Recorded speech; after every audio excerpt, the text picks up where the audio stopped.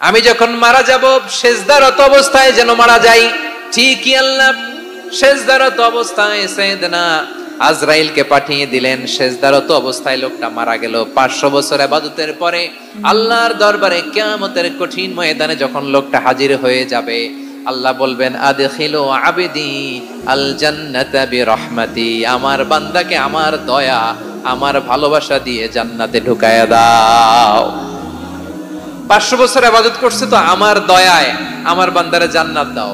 এই বান্দা বলে বালবি আমালি, আল্লাহ তোমার দয়া লাগবে কেন, আমি আমার আমল দিয়ে জান্নাতে যেতে চাই। কি দিয়ে? কথা বুঝে নাই বোধহয়। আল্লাহর এই বান্দা কি দিয়ে জান্নাতে ঢুকতে চায়? আমল দিয়ে। আল্লাহ বলছে আমার দয়ায় আমার বান্দার জান্নাতে নিয়ে যাও। ফেরেশতারা এ বলে আল্লাহ তোমার দয়া লাগবে কেন, সেজদা তো কম দেই নাই, জিকির করতে করতে 500 বছর শেষ করে দিলাম, আবার তোমার দয়া লাগবে? আমি তো আমার আমলেই জান্নাতে যেতে পারি। আল্লাহ বলবেন তাই, ঠিক আছে, আমি চাইলাম দয়া দিয়ে জান্নাত দিব, তুমি চাইলে আমল দিয়ে ঢুকবা, ঠিক আছে, তোমার আমল আর আমার যে দয়া দুইটার একটু মাপ দেই। তোমার 500 বছরের ইবাদত এক পাল্লায় রাখো। আর আল্লাহ বললেন আমি যে দয়া করে এই দুনিয়ার নাজ নেয়ামত বিউটি সৌন্দর্য দেখার জন্য তোমারে দুটা চোখ দিয়েছিলাম, দুটা নয় একটা চোখ আরেক পাল্লায় রাখো। রাখা হবে, দেখা যাবে ওই 500 বছরের ইবাদত হালকা হয়েছে আর মুহূর্তের মধ্যে আল্লাহর দেয়া একটা চোখের নেয়ামত ভারী হয়ে গিয়েছে। আল্লাহ বলবেন তোমার কথা মতো মাপ দেয়া হলো, এবার ফলাফল দেখো, হিসাব বলে তুমি এখন জাহান্নামে যাবা, go to the hell fire, যাও এবার জাহান্নামে যাও। মাপ চোখে যখন আসছো আমার সাথে হিসাব ক্যালকুলেশন, যাও তুমি এবার জাহান্নামে যাবা। এবার লোকটা কাচুমাচু করে বলে আল্লাহ আমি বুঝি নাই, আল্লাহ আমি বুঝতে পারি নাই, খেয়াল করি নাই, তুমি আমারে ক্ষমা করো, তুমি আমারে মাফ করো। ও আল্লাহ এবার আমি টের পেয়েছি, এবার আমি বুঝতে পেরেছি তোমার দয়া ছাড়া দুনিয়ায় কেউ জান্নাতে যেতে পারবে না, কেউ পারবে না। আল্লাহ বললেন ওরে গোলাম তুই তো কিছুই ছিলি না, অস্তিত্বহীনতা থেকে তোরে অস্তিত্বে আনলো কে? ওই ছোট্ট শুক্রাণু থেকে মায়ের পেটে 9 মাস ধরে খাবার দিয়েছে কে? আবার সুস্থতার সাথে দুনিয়ার বুকে তোরে ডেলিভারির ব্যবস্থা করে দিল কে? আবার তোর মায়ের বুকের ভেতরে 2টা খাবারের লাইনের ব্যবস্থা করে দিল কে? আবার তোকে শৈশব পেরিয়ে কৈশোর পেরিয়ে তারুণ্য, তারপরে যৌবন, এগুলো দান করলো কে? তার চেয়ে বড় কথা, পাহাড়ের মাঝখানে সাগরের মাঝখানে 500 বছর ইবাদত করার শক্তি তোর গায়ে দিয়েছে কে? এই সাগরের মধ্যে লোনা পানি লবণের পানি মুখে দেয়া যায় না, সেখান থেকে আমি পাহাড়ের ভেতর থেকে মিঠা পানির ব্যবস্থা করে দিলাম। ওই জায়গায় তোরে রিজিকের বন্দোবস্ত করলো কে? সকাল বিকাল 2 বেলা টসটসে ডালিম খাওয়ার ব্যবস্থা করে দিল কে? তোর আবদার ছিল আল্লাহ আপনি আমারে সেজদারত অবস্থায় রুহু কবজ করবেন, তোর শেষ আবদারটাও পূরণ করেছে কে? ও গোলাম আমার রহমতের তুলনায়, আমার নেয়ামতের তুলনায় তোর 500 বছরের ইবাদতের কোনো ওজনই হবে না।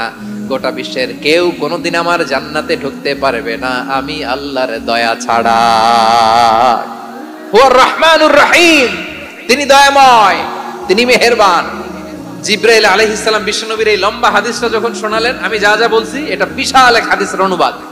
বললেন ইয়া মুহাম্মদ এই দুনিয়ার সবটাই চলে আল্লাহর রহমত দিয়ে। হাদিসের শেষ কথা, সব চলে আল্লাহর কি দিয়ে? তখন বিশ্বনবী সাহাবাদের বললেন ও সাহাবারা শোনো, আল্লাহর জান্নাতে কেউ কোনোদিন প্রবেশ করতে পারবে না তার রহমত ছাড়া। সাহাবারা বললেন ইয়া রাসূলুল্লাহ আপনিও না, আপনিও কি আল্লাহর রহমত ছাড়া প্রবেশ করতে পারবেন না? বিশ্বনবী বললেন না আমিও না, আমি বিশ্বনবীও আল্লাহর জান্নাতে আল্লাহর রহমত ছাড়া ঢুকতে পারবে না, তবে কিয়ামতের দিন আল্লাহর রহমত আমার চারদিকে বেষ্টনী দিয়ে থাকবে। বিশ্বনবী মুহাম্মদুর রাসূলুল্লাহ সাল্লাল্লাহু আলাইহি ওয়াসাল্লাম ইরশাদ করেন, যে ব্যক্তি সকাল বেলা 3 বার তেলাওয়াত করবে আউযু বিল্লাহিস সামিউল আলিম মিনাশ শাইতানির রাজিম, এরপরে সূরা হাশরের শেষ 3টি আয়াত তেলাওয়াত করবে, রব্বুল আলামিন ওই ব্যক্তির জন্য 70,000 ফেরেশতা নিয়োগ দিবেন যারা সারা দিন ওই লোকের জন্য মাগফিরাতের দোয়া করবে। শুধু এখানেই শেষ নয়, বিশ্বনবী ফরমান ওয়া ইন মাতা ফি যালিকাল ইয়াউমি মাতা শাহিদান, ওই দিন যদি ওই ব্যক্তিটা ইন্তেকাল করে, সে শহীদ হয়ে কিয়ামতের দিন আল্লাহর সামনে দাঁড়াবে। সকালবেলা যদি পড়েন 3 বার আউযু বিল্লাহিস সামিল আলিম মিনাশ শাইতানির রাজিম 3 বার পড়ে সূরা হাশরের শেষ 3 আয়াত যদি তেলাওয়াত করেন, তাহলে আপনার জন্য আল্লাহ তাআলা 70,000 ফেরেশতা নিয়োগ করবে। সারা দিন তারা আপনার জন্য মাগফিরাতের দোয়া করবে। আর ওই দিন ইন্তেকাল করলে আল্লাহ তাআলা শহীদ হিসেবে আপনাকে কিয়ামতের দিন দাঁড় করাবে। সুবহানাল্লাহ, এত আস্তে। আবার সন্ধ্যাবেলায় যদি পড়েন, সারা রাতের জন্য 70,000 ফেরেশতা মাগফিরাতের দোয়া করবে। ওই রাতে মারা গেলে শাহাদাতের মৃত্যু নসিব হয়ে যাবে। এজন্য এই দোয়াটা পড়ার দরকার আছে না নাই? আযকারুস সাবাহি ওয়াল মাসা, সকাল সন্ধ্যার যে জিকির, এই জিকিরের অন্তর্ভুক্ত করে নেবেন এই ওয়াজিফাটা। যে হাদিসটা বর্ণনা করলাম সুনানে তিরমিজির হাদিস, যদিও হাদিসটা সনদের দিক থেকে দাঈফ, কিন্তু মুহাদ্দিসিনে ইকরাম বলেছেন যেহেতু এটা ফাজাইলুল আমালের হাদিস, এটা পড়ার ক্ষেত্রে কোনো নিষেধাজ্ঞা নাই, এটা পড়া যাবে। সো সকাল সন্ধ্যা যদি সুযোগ হয় এই ওয়াজিফাটা যেন আমরা পড়ি। এই 3টি আয়াতের ভেতরে আল্লাহ তাআলা তার 14টি গুণবাচক নাম উল্লেখ করে দিয়েছেন। কয়টি? আওয়াজ করে বলেন তো, যারা শুনতে পেয়েছেন বলেন, এই 3টি আয়াতের মধ্যে আল্লাহর কয়টি সুন্দর সুন্দর গুণবাচক নাম আছে বলেন তো? কয়টি? সবাই বলেন কয়টি? 14টি গুণবাচক নাম, চমৎকার চমৎকার নাম। যে নামগুলো যদি আমরা আজকে পড়ি, শুনি, জানি, আল্লাহ তাআলা সম্পর্কে ব্যাপক ধারণা, ইন ডেপথ, আমার রব সম্পর্কে ইন ডেপথ নলেজ নিয়ে আজকে আমরা ফিরতে পারবো ইনশাআল্লাহ। বলেন সবাই। আসুন আমরা আল্লাহ তাআলার এই চমৎকার চমৎকার 14টি নামের ব্যাখ্যা বিশ্লেষণ আজকের এই তাফসীর ময়দান থেকে জানি। প্রিয় ভাইয়েরা, আল্লাহর অনেক সুন্দর সুন্দর নাম আছে। আমাদের উচিত এই নামগুলো দিয়ে আল্লাহকে ডাকা। ভাই, তোমরা যদি ড্রোন একেবারে আমার মাথার সামনে নিয়ে আসো তাইলে হবে? একটা নিরাপদ দূরত্বে রাখতে হবে, এই ড্রোনের সাউন্ড যেন আমি না পাই। সেফ জোনে থাকতে হবে, দূরে থাকো। সম্মানিত ভাইয়েরা, আল্লাহ তাআলার চমৎকার চমৎকার অনেক নাম আছে যেগুলো আল্লাহ তাআলা কোরআনে উল্লেখ করেছেন। আল্লাহর আসল নাম হচ্ছে আল্লাহ। আসল নাম কি? সবাই বলুন, আসল নাম কি? কি মাঝখানে কি সমস্যা? এই ভাই যদি না দাঁড়ায়, ওই যে মহিলা প্যান্ডেলের বোনরা তো দেখবে না। ভাই আপনি একটু বসেন, মাঝে মাঝে একটু দাঁড়াবেন। ঠিক আছে, ঠিক আছে, হ্যাঁ হয়েছে। আল্লাহ তাআলার আসল নাম হচ্ছে আল্লাহ। আওয়াজ করে আল্লাহর একটা ডাক দেন, বলেন আল্লাহ। মন থেকে, হৃদয়ের গহীন থেকে, হৃদয় নিংড়ানো মনের সবটুকুন ভালোবাসাকে উজাড় করে দিয়ে আল্লাহর নামটা জপেন তো, পড়েন তো আল্লাহ। কেমন লাগে? ভালো লাগে? এর চেয়ে সুন্দর মধুমাখা নাম, জাদুমাখা নাম আর আছে? দু একজন বলছে নাই। আওয়াজ করে বলেন, এর চেয়ে সুন্দর নাম আর আছে? আল্লাহ নাম যতই জপি ততই মধুর লাগে, নামে এত জাদু থাকে কে জানি তো আগে। আল্লাহ নাম যতই জপি, ও নাম জপে প্রিয়তম, ও নাম জপে মজনু সম, ওই নামে পাপিয়া গাহে হৃদয় গোলাপে বাগে। আল্লাহ নাম যতই জপি। আল্লাহু আকবার। এত মধুর নাম আর দ্বিতীয়টা নাই। যতই জপি ততই ভাল লাগে, ঠিক কিনা বলেন? এজন্য রব্বুল আলামিন বলেন, ওয়ালিল্লাহিল আসমাউল হুসনা ফাদউহু বিহা ওয়া যারুল্লাযীনা ইউলহিদুনা ফি আসমাই সায়ুজজাউনা মা কানু ইয়ামালুন।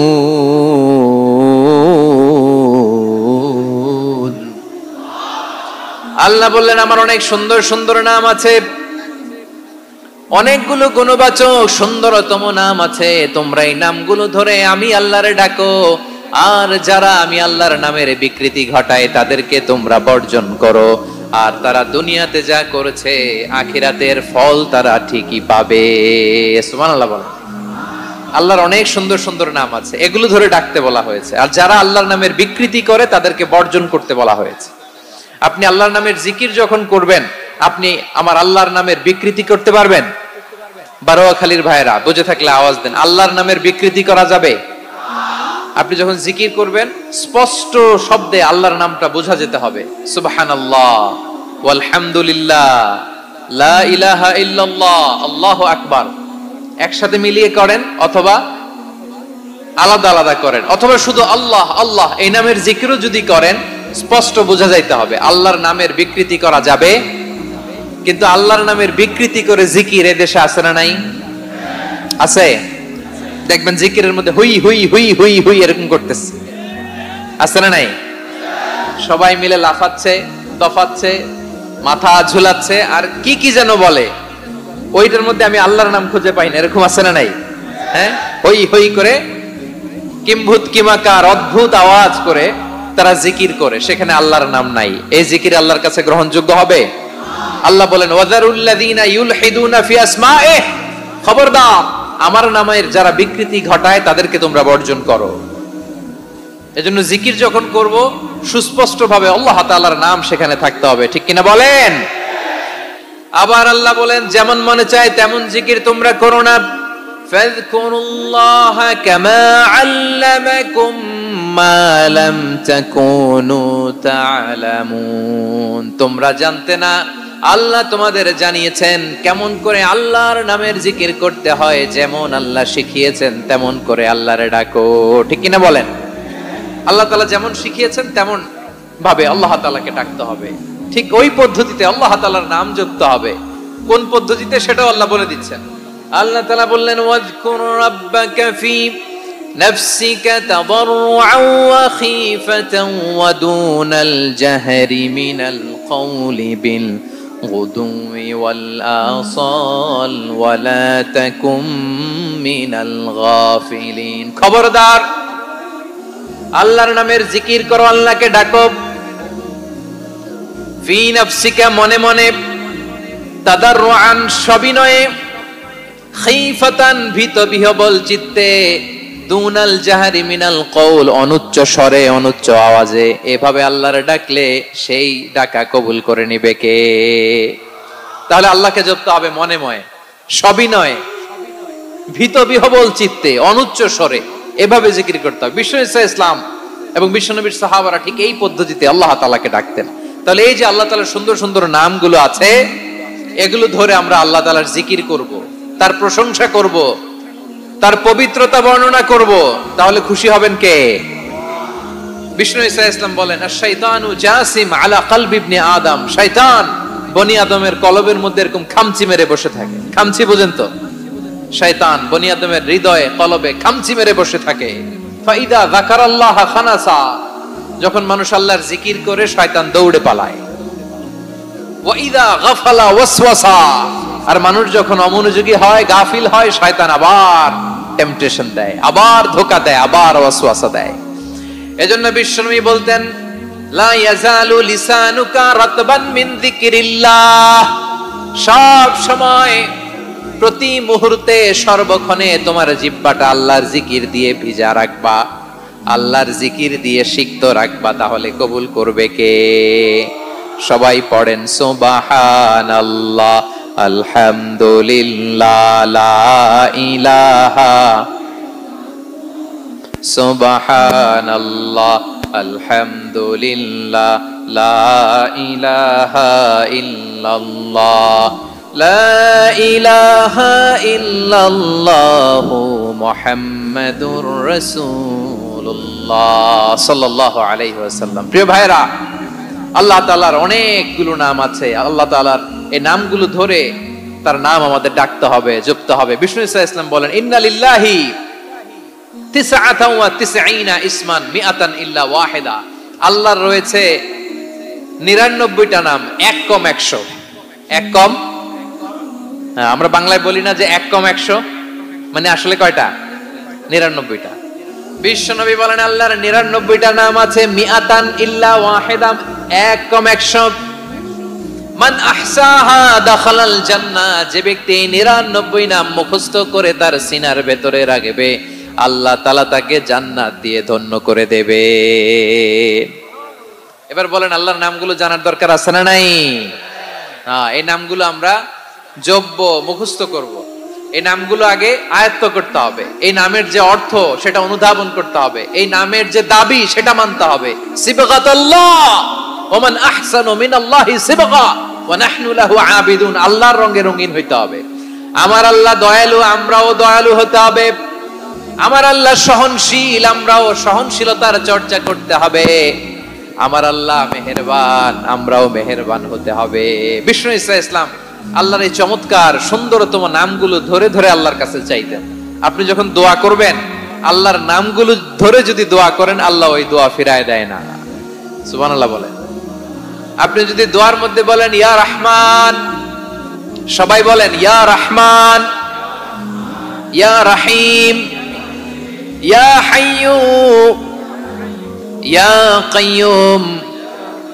আল্লাহর চমৎকার নামগুলো ধরে ধরে যদি আল্লাহর কাছে ফরিয়াদ করেন, আল্লাহর নামগুলো ডাকেন, আপনার দোয়া মুহূর্তেই কবুল করবে কে? বিষ্ণু ঈসা ইসলাম এভাবে আল্লাহর নামগুলো ধরে ধরে জিকির করতেন, আল্লাহর নাম জপতেন। তিনি বলতেন আসআলুকা বিকুল্লি ইসমিন হুয়া লাক, আল্লাহ তোমার যত নাম আছে সব নামের ওসিলায় তোমার কাছে ফরিয়াদ করি, সব নামের ওসিলায়। আনসালতাহু ফি কিতাবিক, যে নাম তুমি তোমার কিতাবে নাজিল করেছো। আও আল্লামতাহু আহাদাম মিন খালকিক, অথবা তোমার কোন সৃষ্টিকে তোমার নাম তুমি জানিয়েছো। আও ইস্তাসারতা বিহি ফি ইলমিল গায়বি ইনদাক, অথবা গায়েবের জ্ঞানে তুমি তোমার নিজের জন্য ওই নামগুলো সংরক্ষিত রেখে দিয়েছো। সব নামের ওসিলায় তোমার কাছে চাই। সুবহানাল্লাহ পড়েন। তার মানে আল্লাহ তোমার যে নামগুলো আমরা জানি এগুলার ওসিলায়ও চাই, যে নামগুলো আমরা জানি না সেগুলোর ওসিলায়ও চাই। আল্লাহর সব নাম আল্লাহ আমাদেরকে জানায় নাই, কিছু নাম জানিয়েছেন, কিছু নাম তিনি জানান নাই। সুবহানাল্লাহ বলেন। আল্লাহ তাআলা তার কিছু নাম কোরআনে উল্লেখ করেছেন, কিছু নাম স্পেশাল কিছু নবীদেরকে জানিয়েছেন, আর কাউকে জানান নাই। কিছু নাম তিনি কিয়ামতের দিন আমাদের সামনে প্রকাশ করবেন যে এইটাও আমার একটা নাম, এটা তোমরা কেউ জানতা না। সুবহানাল্লাহ, সারপ্রাইজ হিসেবে আল্লাহ তাআলা রেখে দিয়েছেন, কেউ জানে না। কিয়ামতের দিন আল্লাহ তাআলা সেই নামগুলো জানাবেন। আর কিছু নাম আছে সেই নামগুলো আল্লাহ কোরআনেও বলে নাই, কোন নবীরেও জানায় নাই, কিয়ামতের দিনও সারপ্রাইজ হিসেবেও জানাবে না। ওই নামগুলো স্বয়ং খোদ আল্লাহ ছাড়া কেউ জানে না। এজন্য বিশ্বনবী দোয়ার সময় বলতেন আল্লাহ তোমার যে নামগুলো জানি, যে নামগুলো জানি না, সব নামের বরকতে তোমার দরবারে চাই, সব নামের ওসিলায় তোমার কাছে ফরিয়াদ করি। সুবহানাল্লাহ বলেন। তাহলে সূরা হাশরের মধ্যে আমরা আল্লাহর মোট কয়টা নাম পাবো দেখি, মনে আছে কিনা? হ্যাঁ, কয়টা? আওয়াজ করে বলেন কয়টা? মাশাআল্লাহ। এই 14টা শোনার আগ্রহ আছে? এই দুই একজন যে ওঠা বসা করতেছেন, এই ডাস্টে তো ডাস্ট অ্যালার্জি হয়ে যাবে, ধুলাবালিতে। আসার সময় তো অনেক ধুলা খাওয়াইছেন আমার এই জায়গায়। একটু শান্ত হয়ে বসেন, আমরা শান্ত হয়ে বসি, অল্প কিছু সময় কিছু কথা আলোকপাত করব, তারপর আমরা বিদায় নিব। উঠবো না, কেউ দাঁড়াবো না, উঠবো না। সেই গতকাল থেকে, গত রাত থেকে আমি দেখেছি তো আপনাদের কাণ্ড কারখানা, ভিডিওতে দেখেছি, কাঁথা বালিশ নিয়ে গত রাতে চলে আসছে। তো অনেক কষ্ট করে অনেক সময় অপেক্ষা করেছেন, আর অল্প কিছু কয়েক মিনিট আপনারা বসেন, আমরা একসাথে বিদায় নেব ইনশাআল্লাহ। তাহলে প্রিয় বারুয়াখালী বাসী, বলেন তো সূরা হাশরের শেষ 3 আয়াতে আল্লাহর কয়টা নামের দেখা মিলবে? সবাই আসুন আমরা শুরু করে দেই। আল্লাহ তাআলা বলছেন হুয়াল্লাহুল্লাযী লা ইলাহা ইল্লা হুয়া আলিমুল গায়বি ওয়াশ শাহাদাতি হুয়ার রহমানুর রহিম। আল্লাহ বলেন হুয়াল্লাহ, তিনি হলেন আল্লাহ, আল্লাযী লা ইলাহা ইল্লা হু, তিনি ছাড়া কোনো ইলাহ নাই। আছে নাকি? বারুয়াখালীবাসী আওয়াজ করে বলেন তো দেখি আমাদের ইলাহ কয়জন? আরো জোরে বলেন। একজন হইলে ভালো না বেশি হইলে ভালো? ওয়া ইলাহুকুম ইলাহু ওয়াহিদুন লা ইলাহা ইল্লা হুয়ার রহমানুর রহিম। আল্লাহ বলেন তোমাদের ইলাহ হলো একজন, তিনি ছাড়া কোনো ইলাহ নেই, তিনি দয়াময়, তিনি মেহেরবান। ইলাহ যদি একজন না হয়ে দুইজন হতো, ঝামেলা আছে না নাই?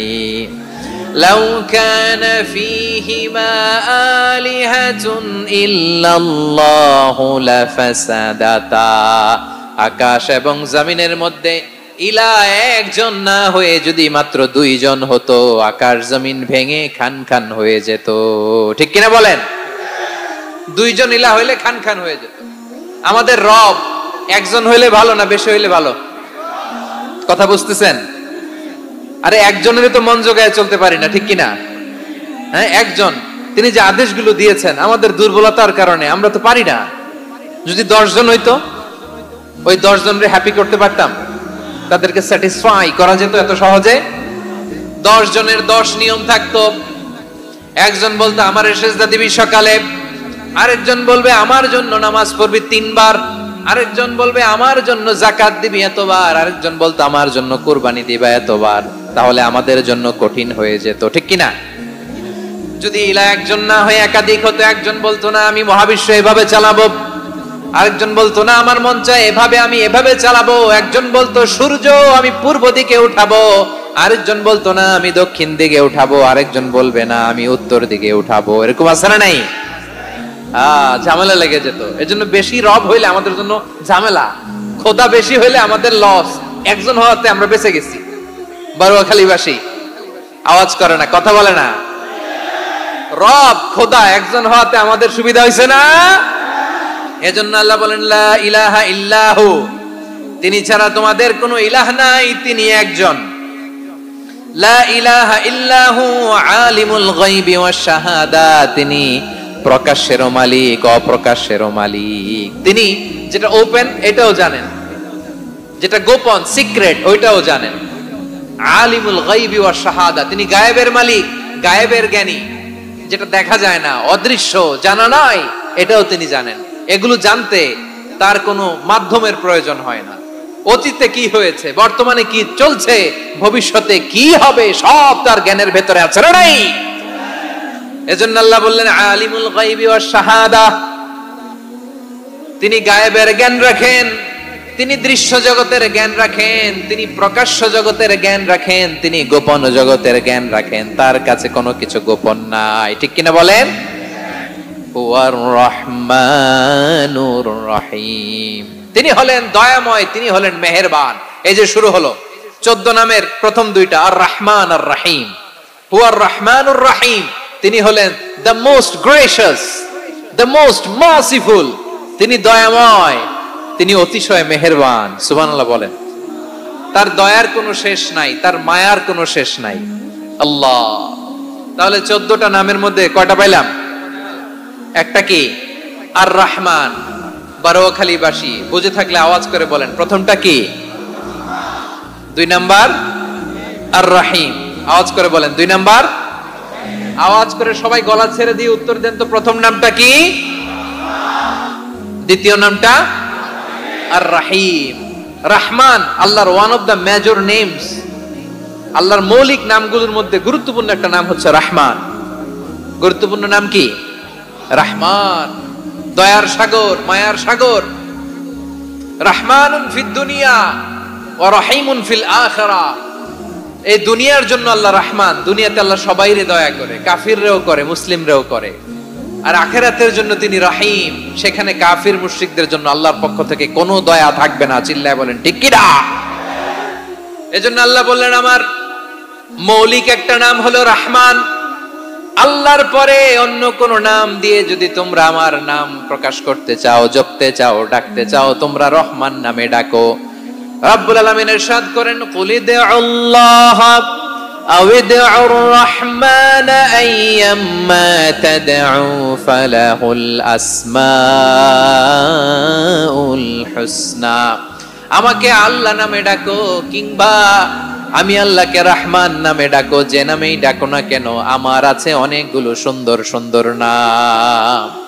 যে নামেই ডাকো আমি শুনি, ডাকলেই আমি সাড়া দেই। সকালে ডাকলেও সাড়া দেই, দুপুরে ডাকলেও সাড়া দেই, মাঝরাতেও যদি আমরা বিপদে পড়ি ডাকলে আমাদের ডাকে সাড়া দেয় কে? সবাই বলুন তো, সাড়া দেয় কে? আবার বিশ্বনবী যখন মক্কায় দাওয়াত দিচ্ছিলেন, তিনি মাঝে মাঝে আল্লাহর নাম বলছিলেন, মাঝে মাঝে তিনি রহমান নাম বলছিলেন। যখন তিনি বললেন ওয়া ইযা কিলা লাহুম উসজুদু লিররহমানি ক্বালু ওয়া মার রহমান। বিশ্বনবী মক্কায় যখন মক্কার কাফিরদেরকে, কুরাইশদেরকে বলল তোমরা রহমানকে সিজদা দাও, রহমানের ইবাদত করো, রহমানের জন্য সেজদায় লুটিয়ে পড়ো। মক্কাবাসী বলে রহমান আবার কে? রহমান রে তো চিনি না। রহমান কে? আল্লাহ চিনি, রহমান চিনি না। মক্কাবাসী কি বলে? কারে চিনে? আল্লাহরে চিনে। কারে চিনে না? রহমান কে? তো চিনি না। রহমান আবার কোত্থেকে আসলো? কে Rahman? Who is this Rahman? যখন তারা বলে রহমান রে চিনি না, আল্লাহর গায়রতে আঘাত লেগেছে। আল্লাহ বলে রহমান রে চিনো না? না, তাদেরকে চিনানোর জন্য আল্লাহ ৭৮ আয়াত বিশিষ্ট আর রহমান নামে কোরআনে একটা সূরা নাজিল করেছেন। যখন মক্কার কুরাইশরা বলে আল্লাহ চিনি, রহমান চিনি না, আল্লাহ বলে রহমান রে চিনো না, তাহলে চিনে নাও রহমান নামে তিনি ৭৮ আয়াত বিশিষ্ট কালামুল্লাহ মাজিদে একটা গোটা সূরা নাজিল করে দিয়েছেন। তিনি নাজিল করলেন আর রহমানু আল্লামাল কুরআনা খালাকাল ইনসানা আল্লামাহুল বায়ান। দয়াময় রহমান শেখালেন কোরআন, বানালেন ইনসান, শেখালেন বায়ান।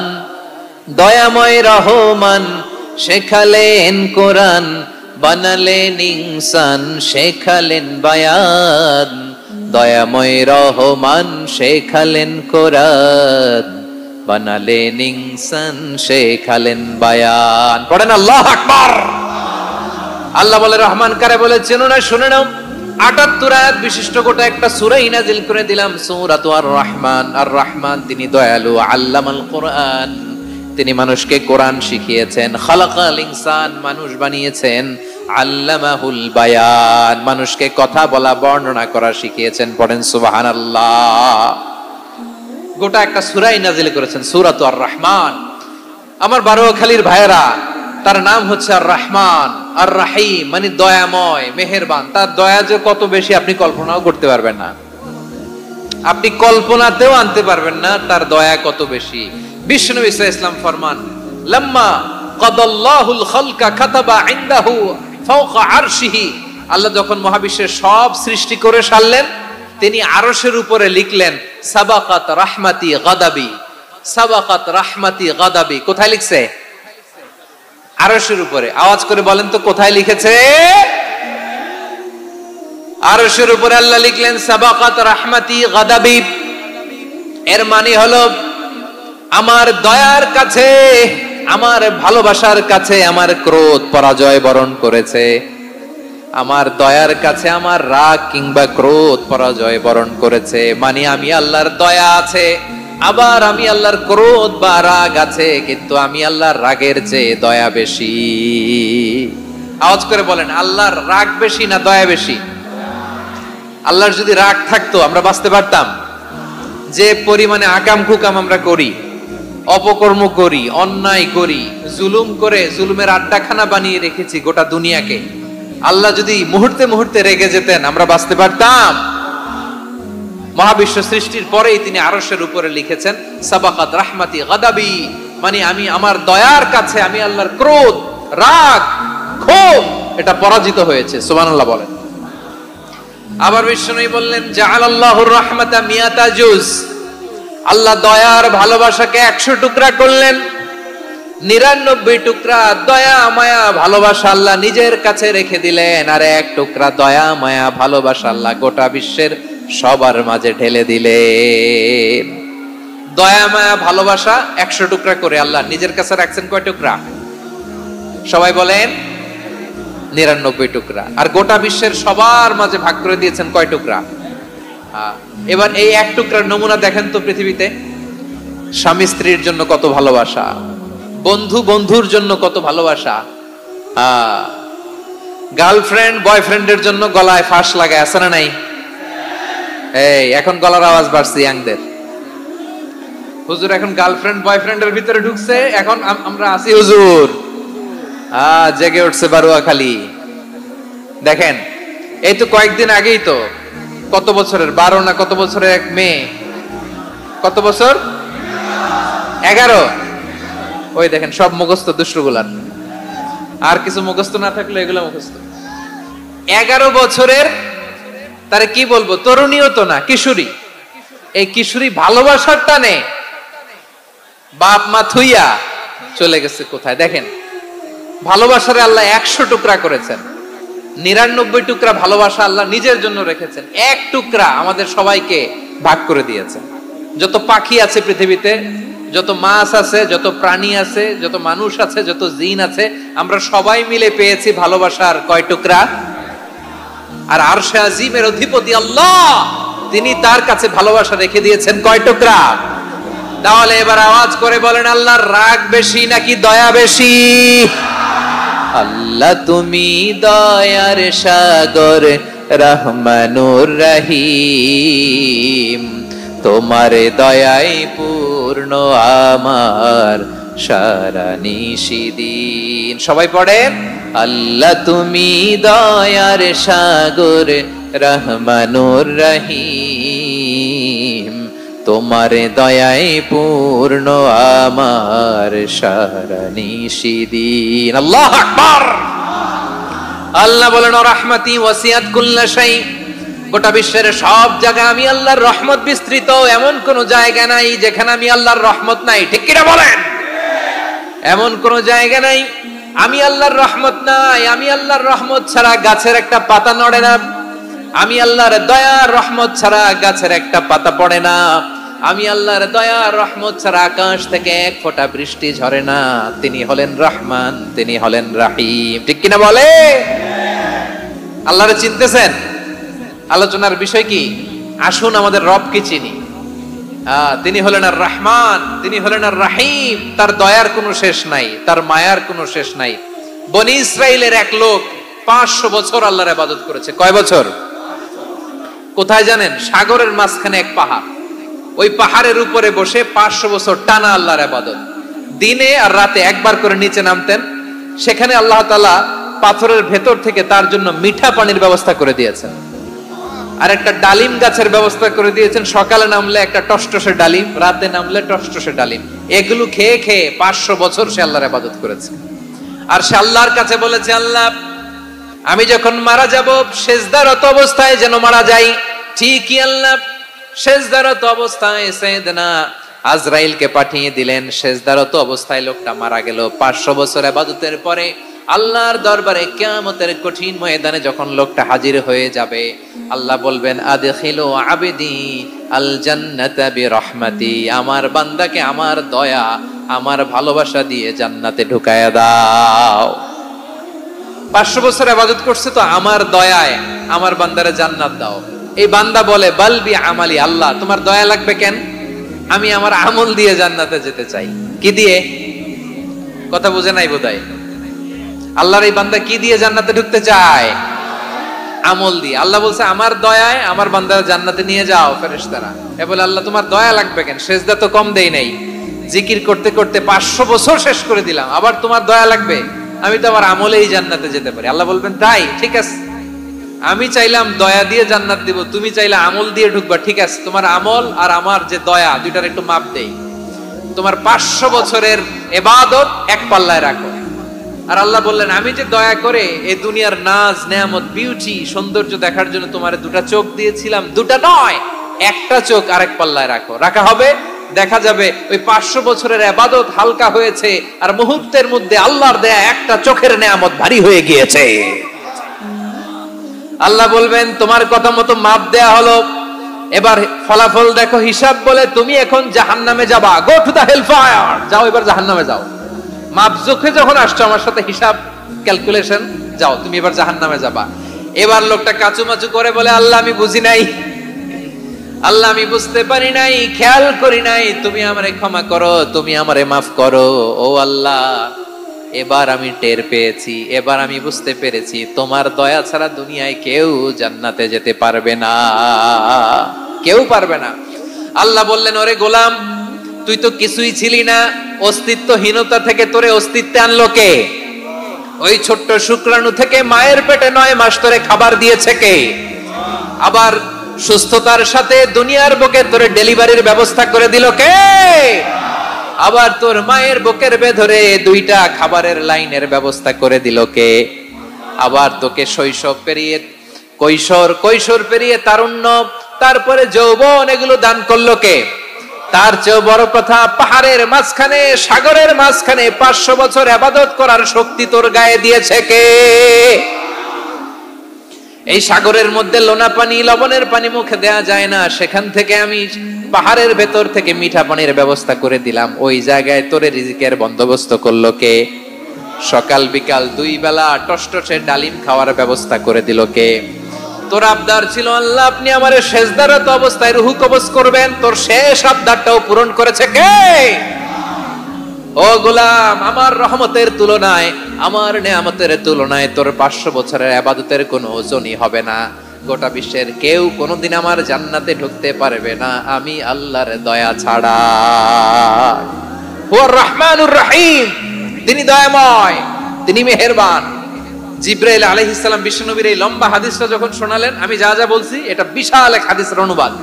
বললেন, ইয়া মুহাম্মদ, এই দুনিয়ার সবটাই চলে আল্লাহর রহমত দিয়ে। হাদিসের শেষ কথা, সব চলে আল্লাহর কি দিয়ে? তখন বিশ্বনবী সাহাবাদের বললেন, ও সাহাবারা শোনো, আল্লাহর জান্নাতে কেউ কোনোদিন প্রবেশ করতে পারবে না তার রহমত ছাড়া। সাহাবারা বললেন, ইয়া রাসূলুল্লাহ, আপনিও না? আপনিও কি আল্লাহর রহমত ছাড়া প্রবেশ করতে পারবেন না? বিশ্বনবী বললেন, না, আমিও না। আমি বিশ্বনবীও আল্লাহর জান্নাতে আল্লাহর রহমত ছাড়া ঢুকতে পারবে না, তবে কিয়ামতের দিন আল্লাহর রহমত আমার চারদিকে বেষ্টনী দিয়ে থাকবে। আল্লাহ নিজের পরিচয় দিয়ে বললেন, আলিমুল গায়বি ওয়াশ শাহাদাতি হুয়ার রহমানুর রহিম। আমি হলাম রহমান, আমি রাহিম। আল্লাহরে চিনছেন? ও বারোখালীর ভাইয়ের, আপনার রবকে চিনতে পারতেছেন? তিনি দয়ার সাগর, তিনি মায়ার সাগর। তার দয়ার সাগর যে কত বড় আপনার কল্পনাতেও নাই।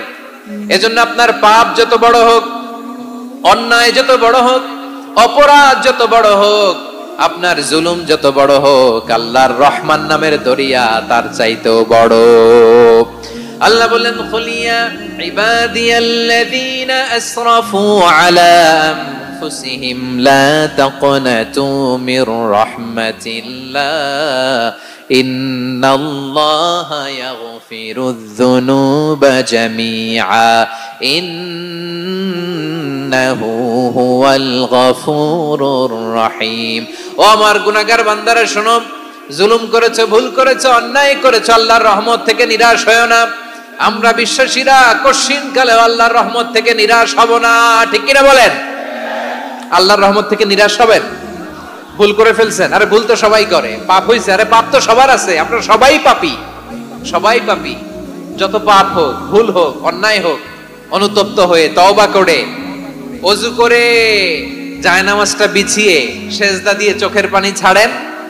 চোখের বেয়ে পড়া পানি আল্লাহর কাছে যে কত প্রিয়। অনুতপ্ত বান্দার চোখের পানির ফোঁটা তার চোখ বেয়ে, নাকের ডগা বেয়ে জমিনে ড্রপ করার আগেই আল্লাহর ওই বান্দার সব গুনাহ মাফ করে দেয়।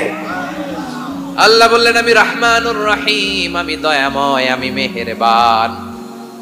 এরপর আল্লাহ বললেন, হুয়াল্লাহুল্লাযী লা ইলাহা ইল্লা হুয়াল মালিকুল কুদ্দুসুস সালামুল মুমিন।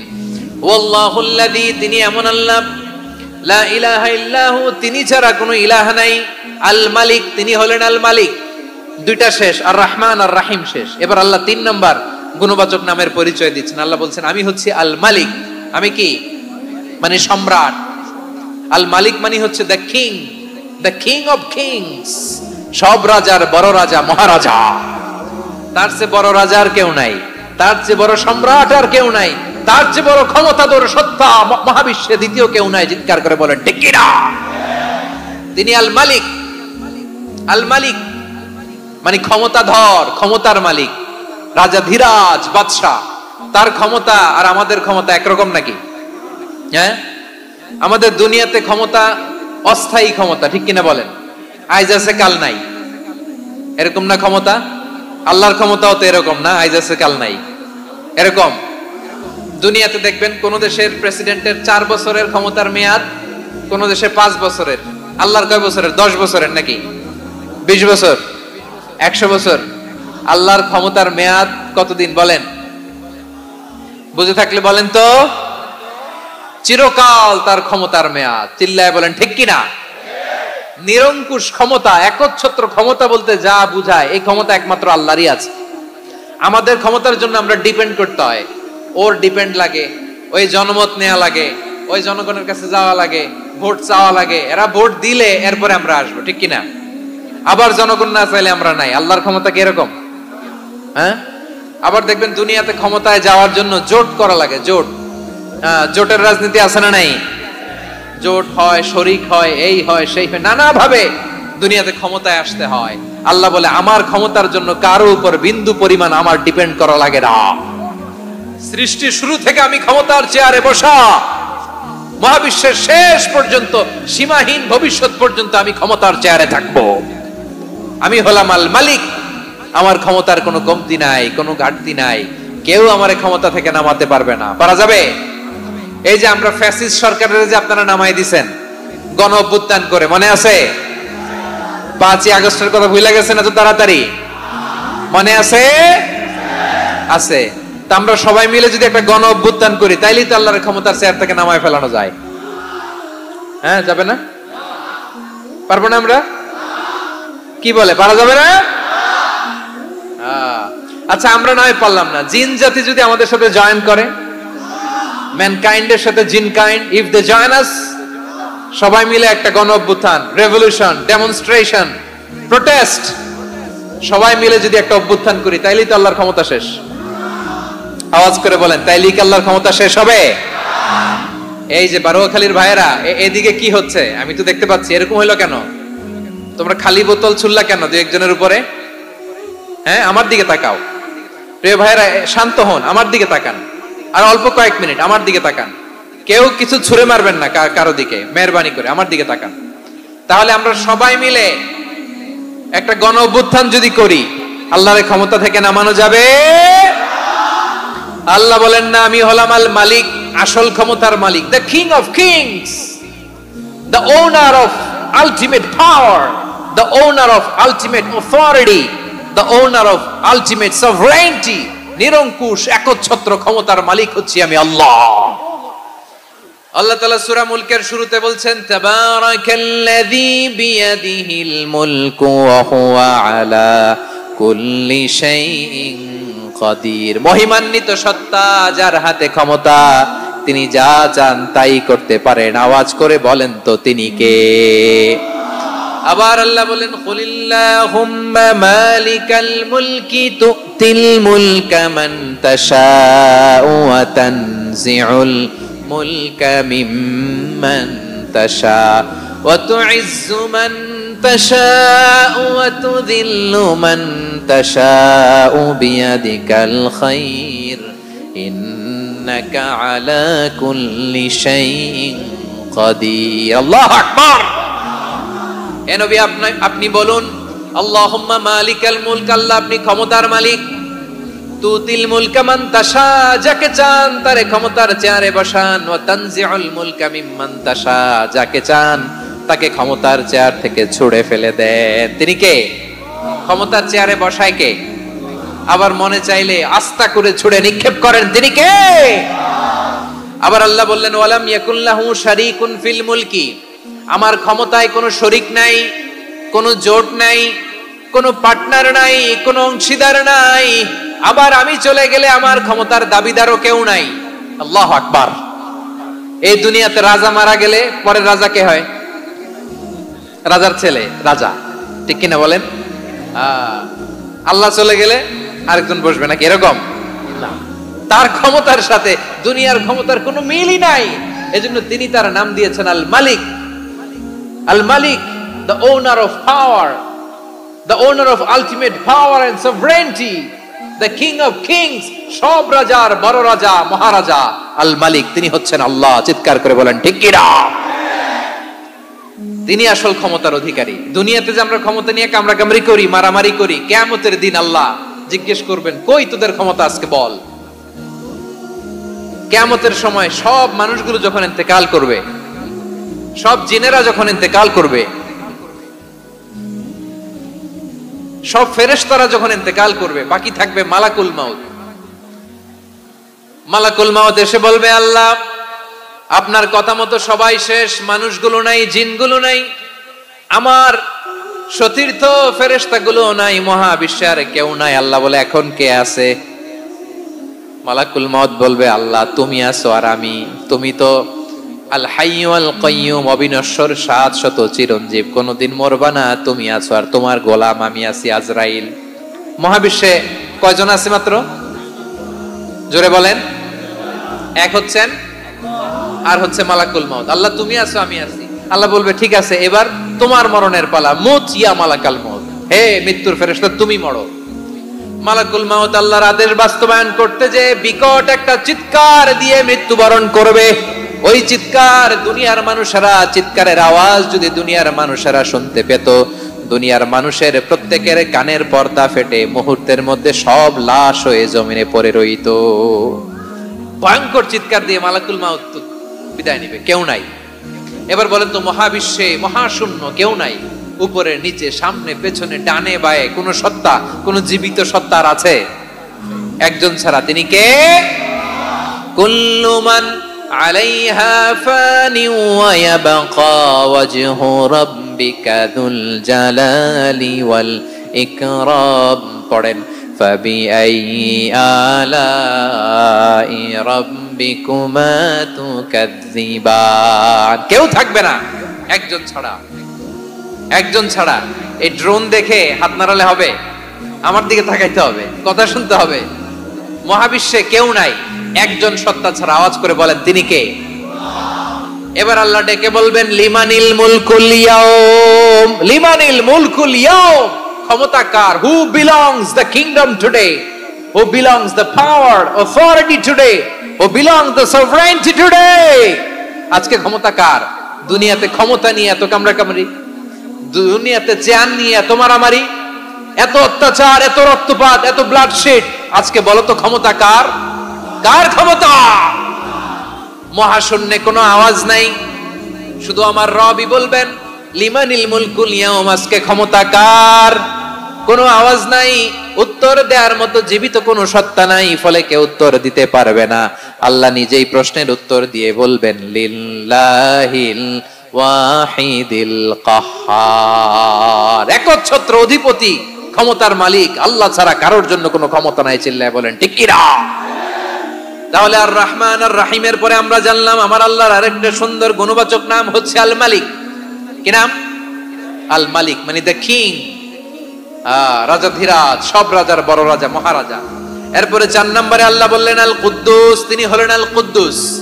আল কুদ্দুস মানে হচ্ছে অতি পবিত্র, মহা পবিত্র, the most Holi, the absolutely pure, যার কোনো খুঁত নাই। আল্লাহর কোনো খুঁত আছে? তিনি মহা পবিত্র। আল্লাহর পবিত্রতা যখন আমরা বর্ণনা করি আল্লাহ খুশি হয়ে যান, কারণ তার সত্তার একটা বৈশিষ্ট্য হচ্ছে তিনি আল কুদ্দুস। বারোয়াখালীবাসী আল্লাহর নামটা একটু জপেন না, বলেন আল কুদ্দুস, সবাই আওয়াজ করে আল কুদ্দুস। অতি পবিত্র, তার মধ্যে কোনো অপবিত্রতার ছিটে ফোঁটা নাই, মহা পবিত্র, the most pure, the most Holi, অতি পবিত্র। ফেরেশতারা বলেছিল, আল্লাহ আপনি মানুষ কেন বানাবেন? নাহনু নুসাব্বিহু বিহামদিকা ওয়া নুকদ্দিসু লাক। এই যে নুকদ্দিসু কুদ্দুস পাইছেন? তারা বলেছিল, আল্লাহ মানুষ কেন বানাবেন? মারামারি করবে, আমরাই তো ভালো, আমরাই আপনার মহিমা বর্ণনা করি, আমরাই আপনার পবিত্রতা বর্ণনা করি। নুকদ্দিসু লাক, তার মানে আল কুদ্দুস।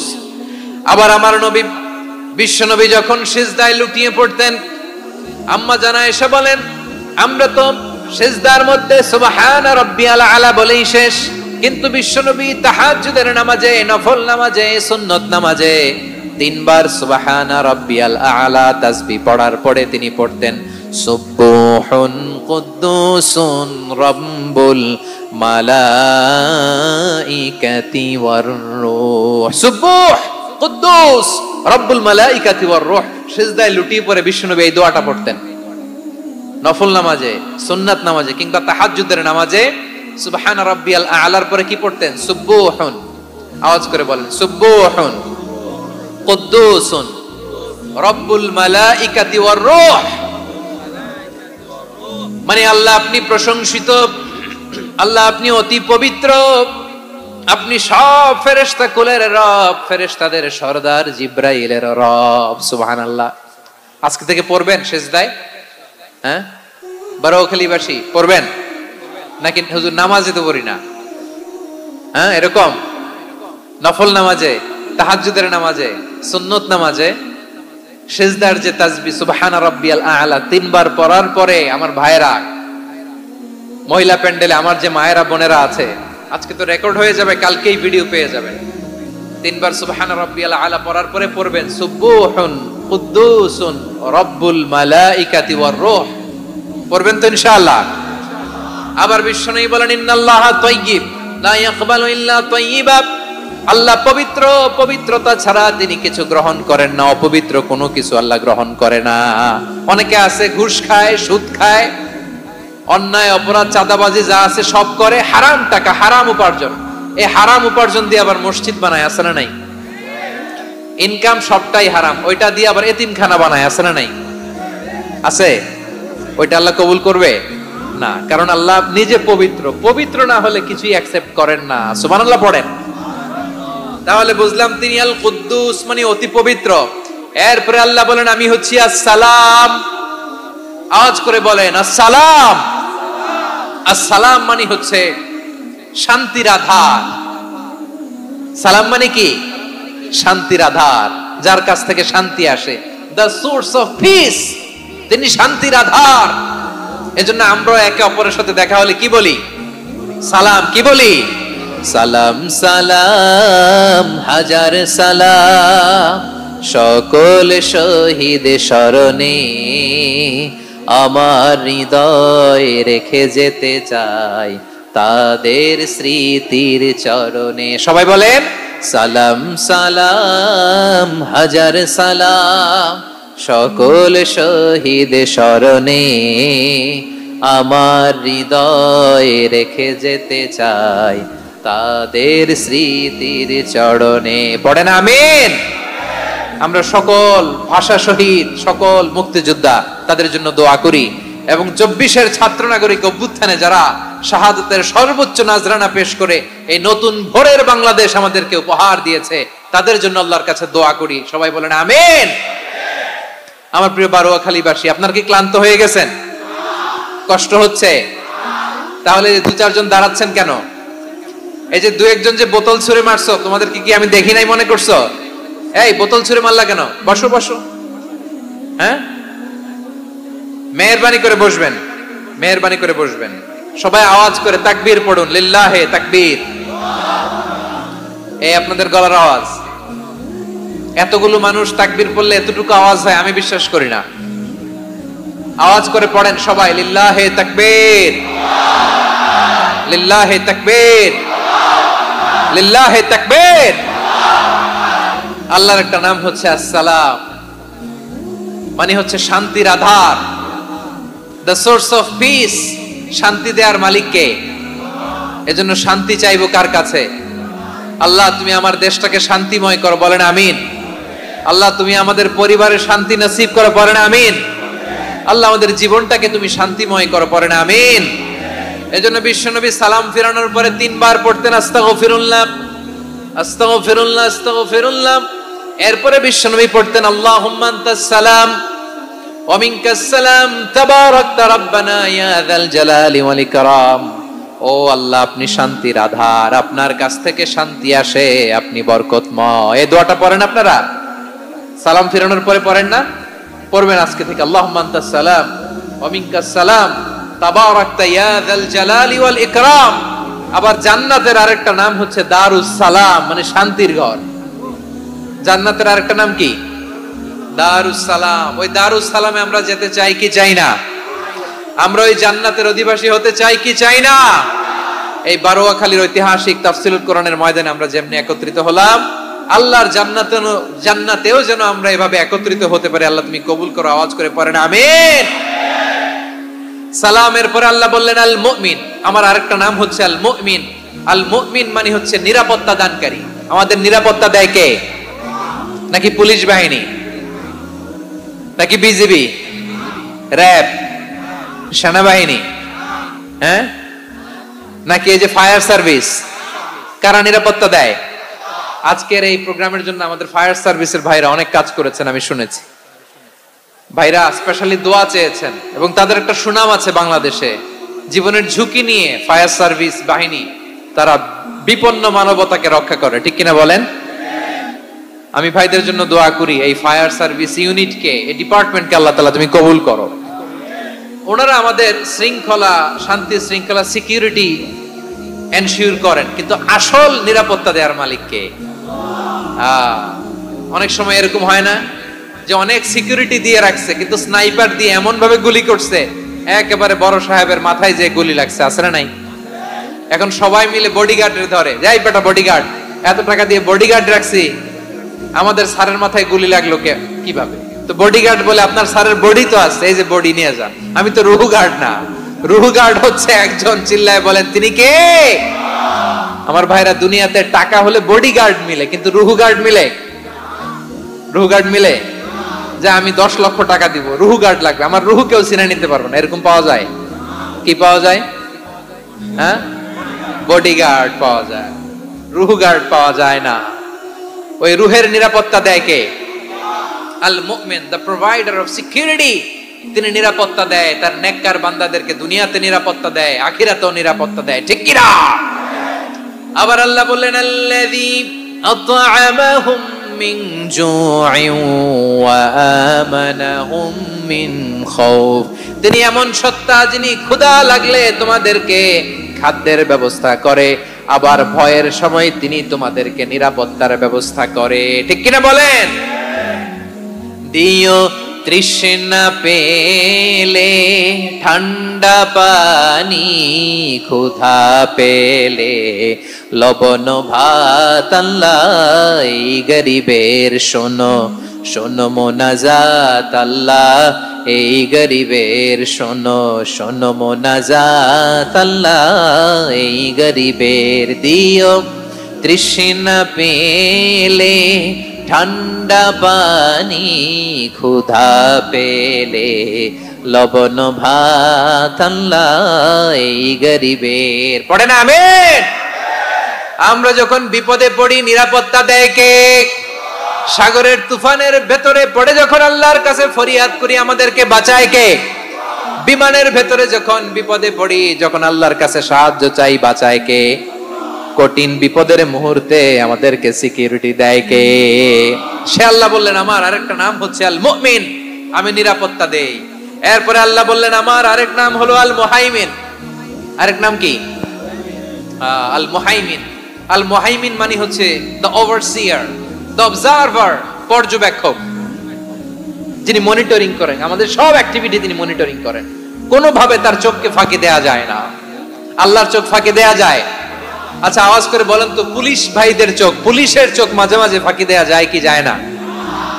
সেনাবাহিনীর চোখ, র্যাবের চোখ, ইনকাম ট্যাক্স অফিসারের চোখ, দুর্নীতি দমন কমিশনারের চোখ, কিন্তু আল্লাহর চোখ?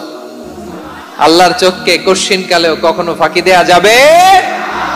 যেখানেই যান, ঘরের ভেতরে ঢুকে জানলা লাগিয়ে দরজাটা লক করে যদি অন্যায় করেন, পাপ করেন, দুনিয়ার কোন চোখ দেখে নাই, দেখেছে কে? পর্দার আড়ালে যে যদি পাপ করেন, দেখে নাই, দেখেছে কে? গহীন সাগর তলে ঢুকেও যদি অন্যায় করেন, কেউ দেখে না, সেটা দেখেন কে? আপনি কি ভাবছেন আটলান্টিক মহাসাগরের ভিতরে চলে গেলে তার আল্লাহ দেখবে না? প্রিয় বারোয়াখালীবাসী, আপনারা ওশেন গেট কোম্পানি নাম শুনছেন? ওশেন গেট, তারা এই যে টিটান সাবমার্সিবল একটা সাবমেরিনের মতো বানাইছিল, যেটা টাইটানিক জাহাজের ভগ্নাংশ দেখার জন্য অনেক লোক যে মারা গেছিল না, ওটা সাগরের একেবারে গহীনে চলে যায়। এই টিটান সাবমার্সিবল দিয়ে সাগরের একেবারে গহীনে চলে যাওয়া যায়। তো ওইটার ভিতরে ঢুকে যদি আপনি আটলান্টিকের তলায় চলে যান, তাইলেই তো আল্লাহরে ফাঁকি দিতে পারবেন, আর তো আল্লাহ দেখতে পারবে না। পারবে না? সাগরের অতল গহ্বরে চলে গেল, পাহাড়ের সুরঙ্গের ভেতরে ঢুকে গেল, মহাকাশ স্টেশন পাড়ি দিয়ে মঙ্গলে পাড়ি জমালেও আমার আল্লাহর চোখ কশিন কালেও ফাঁকি দেয়া যাবে?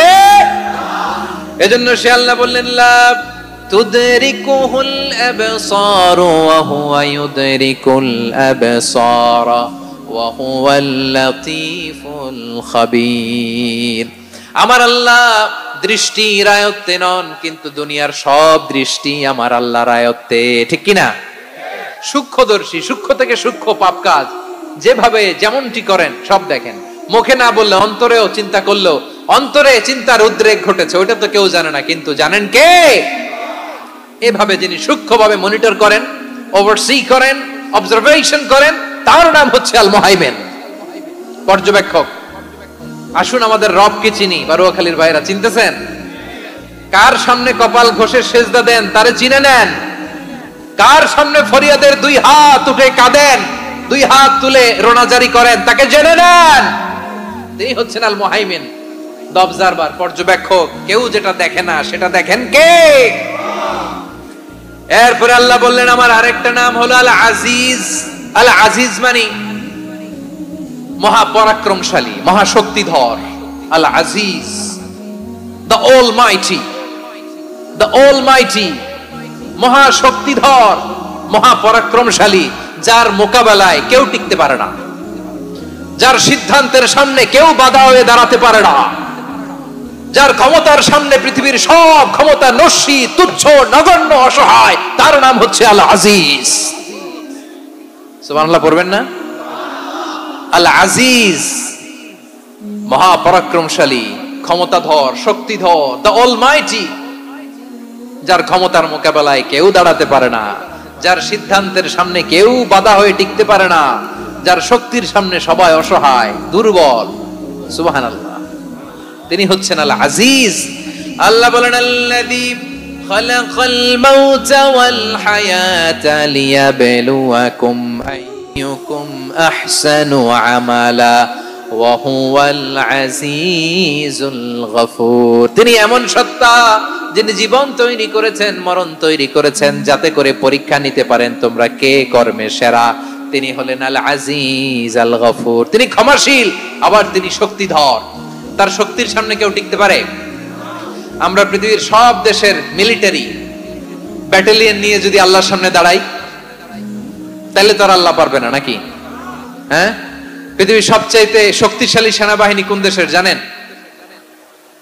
হ্যাঁ, আমেরিকার সেনাবাহিনী, তারপরে রাশিয়ার সেনাবাহিনী, চীনের সেনাবাহিনী, সব সেনাবাহিনী, নৌবাহিনী, বিমান বাহিনী যত আছে সব নিয়ে যদি আল্লাহর সামনে দাঁড়াই, পারবে তখন আল্লাহ আমাদের সাথে? হ্যাঁ, তার সামনে কোনো ক্ষমতা টিকতে পারে না, তার সামনে কেউ বাধা হয়ে দাঁড়াতে পারে না, তার সামনে গোটা বিশ্ব মুখ থুবড়ে থাকে, অসহায়। তার নাম হচ্ছে আল আজিজ। চিল্লায় পড়েন সুবহানাল্লাহ। এরপরে আল্লাহ বললেন আমি হলাম আল জব্বার। জব্বার মানে দুর্দণ্ড, প্রতাপশালী, দ্য ডমিনেন্ট, যিনি সবাইকে বশ মানাতে পারেন, সবাইকে অনুগত করতে পারেন, যিনি সবাইকে পূর্ণ নিয়ন্ত্রণ করতে পারেন, তার নাম হচ্ছে আল জব্বার। আল্লাহ বলেন হুয়াল কাহিরু ফাওকা ইবাদিহি ওয়া হুয়াল হাকীমুল খাবীর। কাহিরু ফাওকা ইবাদি, তিনি বান্দাদের উপর কাহের, একচ্ছত্র নিয়ন্ত্রণকারী। তিনি যেমন চান তেমন ভাবে বশ মানাতে পারেন সবাইকে। তিনি হচ্ছেন আল জব্বার। তিনি কি? বিশ্বনবী ফরমান ইয়াখুদুল জব্বারু ইয়াউমাল কিয়ামাতি সামাওয়াতিহি ওয়া আরদাহু বিয়াদিহি। রব্বুল আলামিন কিয়ামতের দিন 7 আসমান 7 জমিন হাতের মুঠোয় নিয়ে এরকম ধরবেন। সুবহানাল্লাহ পড়েন। 7 আকাশ 7 জমিন আল্লাহর হাতের মুঠোয়। আমি যেরকম হাতের মুঠা করছি এরকম নাকি? না, যেমনটি আল্লাহর শানে খাটে ঠিক তেমন। সুবহানাল্লাহ বলেন। আল্লাহর সাথে কারো তুলনা হয়?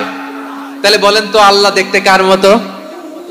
আওয়াজ করে বলেন আল্লাহ আল্লাহর মতো। আল্লাহ কার মতো? ওয়ালাম ইয়াকুল্লাহু কুফুয়ান আহাদ, তার মতো কেউ নাই। তাহলে তিনি কার মতো? তার মতো। আওয়াজ করে বলেন বারুয়াখালী, তিনি কার মতো? তার মতো। আল্লাহ তাআলা 7 আকাশ 7 জমিনকে হাতের মুঠোয় নেবেন, মুঠোয় নিয়ে বলবেন আনাল জব্বার। আরে আমি তো জব্বার। আইনাল জব্বারুন। দুনিয়ার স্বৈরাচারী গুলো আজকে কোথায়? দুনিয়ার জালিম গুলো কোথায়? দুনিয়ার অত্যাচারী বাদশা গুলো আজকে কোথায়? আল্লাহ বলবেন আমি তো জব্বার। দুনিয়াতে যারা জব্বার বলে নিজেদের দাবি করতো, স্বৈরাচার, ডিক্টেটর, জালিম, অত্যাচারী, আজকে তোরা কোথায়? কোথায়? কোনো আওয়াজ নাই, কোনো খাওয়া নাই, ওই দিন কোনো টু শব্দ নাই। ওই দিন ক্ষমতা হবে এক সত্তার। চিল্লায় বলো তিনি কে? এজন্য আল্লাহ বললেন আমি হলাম জব্বার। এরপরে আল্লাহ বললেন আমি হলাম মুতাকাব্বির। আমি কি? মুতাকাব্বির মানে হচ্ছে দ্য সুপিরিয়র। সুপিরিয়র, যার চেয়ে বড় কেউ নাই, তিনি সবচেয়ে বড়। এজন্য নামাজে প্রত্যেক রুকুতে সেজদায় আমরা সবাই বলি আল্লাহ আপনি সবচেয়ে বড়, ইউ আর দ্য গ্রেটেস্ট। আমরা বলি আল্লাহু আকবার। আমরা কি বলি? আওয়াজ করে বলেন, আমরা কি বলি? কি বলে নামাজ শুরু করি বলেন তো? আওয়াজ করে সবাই পড়েন আল্লাহু আকবার। মানে আল্লাহ সবচেয়ে বড়। আল্লাহু আকবার মানে কি? আল্লাহ সবচেয়ে মহান, সবচেয়ে বড়। বলেন তো আল্লাহর চাইতে বড় কোন সত্তা এই মহাবিশ্বে দ্বিতীয় কেউ আছে? এজন্য আল্লাহ বলেন, আমি হলাম আল মুতাকাব্বির, প্রকৃত গর্ব অহংকারের মালিক। আসল গর্ব, বীরত্ব, অহংকারের মালিক কে? আল্লাহ ছাড়া আর কারো অহংকার সাজে না। আমাদের অহংকার সাজে? অহংকার সাজে না। আল্লাহ বলে আল কিবরিয়া উরিদাই, অহংকার আমি আল্লাহর চাদর। ওয়াল আযামাতু ইজারি, বড়ত্ব আমি আল্লাহর লুঙ্গি। যে অহংকার করে ওই বেয়াদব কেমন যেন আমি আল্লাহর চাদর ধরে টান মারে। আর যে আমি আল্লাহর চাদর ধরে টান মারার স্পর্ধা করে, আলকাইতুহু ফিন্নার ফালা উবালি, ওরে আমি জাহান্নামে নিক্ষেপ করব, আই ডোন্ট কেয়ার, ওরে আমি জাহান্নামে ফেলি। কারণ অহংকার এটা মানুষের সাজে না, এটা সাজে কার? তিনি হচ্ছেন আল মুতাকাব্বির। আল্লাহ ডেকে বলে, গোলাম কেমন করে তোর বরত্ব সাজে, অহংকার সাজে? হাল আতা আলাল ইনসানি হিনুম মিনাদ দাহরি লাম ইয়াকুন শাইআম মাযকুরা। মানুষের এমন একটা সময় ছিল, সে মানুষের উল্লেখ করার মতো তার জীবনে কিছুই ছিল না। আমাদের জীবনে একটা সময় ছিল উল্লেখ করার মতো আমরা কিছুই ছিলাম না। বলেন তো, আমাদের মায়ের পেটে যখন আমরা ছিলাম, প্রথম আমাদের সাইজ এত ছোট ছিল, এক ফোঁটা পানি, নাপাক পানি, মাইক্রোস্কোপ দিয়েও তো আপনার হদিস খুঁজে পাওয়া যায় না। তা আপনার অহংকার আসে কোত্থেকে? আপনার বাবার পিঠ থেকে যখন মায়ের জরায়ুর ভেতরে যে আপনি বললেন আপনি এত তুচ্ছ, আমরা এত তুচ্ছ নগণ্য ছিলাম, মাইক্রোস্কোপ দিয়েও আমাকে খুঁজে পাওয়া যায় না, সেই আমি অহংকার করি। মায়ের পেটে 8 মাস 9 মাস তিলে তিলে আমাকে বড় হওয়ার তৌফিক দিলেন কে? দুনিয়াতে আসার পরে হায়রে দাঁত নাই, হাড্ডি চাবাইতে পারি না, ঠিক কিনা? আচ্ছা, বারোখালীবাসী, আপনাদের ঘরে যাদের 6 মাস 4 মাসের বাচ্চা আছে, ওরা গরুর হাড্ডি খাইতে পারে? হ্যাঁ। তারপর হাঁসের হাড্ডি, মুরগির হাড্ডি চাবাতে তো খুব ভালো লাগে, তো এগুলো চাবাতে পারে? কি দুর্বল দেখছেন, ও কিছু খাইতেও পারে না। ওরে দুধ দিয়ে, তারপরে ওকে আপনার ডাল দিয়ে, সবজি দিয়ে একটা মিক্স খিচুড়ি বানাইতে হয়, এটারও আবার ব্লেন্ডার করতে হয়। এদিক দিয়ে দিলে বাচ্চার এদিক দিয়ে পড়ে, এ নাকি আবার অহংকার করবে। বড় হওয়ার পরে অসুস্থ হলে মানুষের চেহারা ফ্যাকাশে হয়ে যায়, আইসিইউতে যে আল্লাহ আমারে বাঁচাও, এতদিন কইতে আমি ক্ষমতার মালিক, এতদিন কি কইছে? আমি ক্ষমতার মালিক। আইসিইউর বেডে কি বলে? আল্লাহ আমারে বাঁচাও। দেখছেন ক্ষমতা? এই তো মানুষের ক্ষমতা, এই তো ক্ষমতা।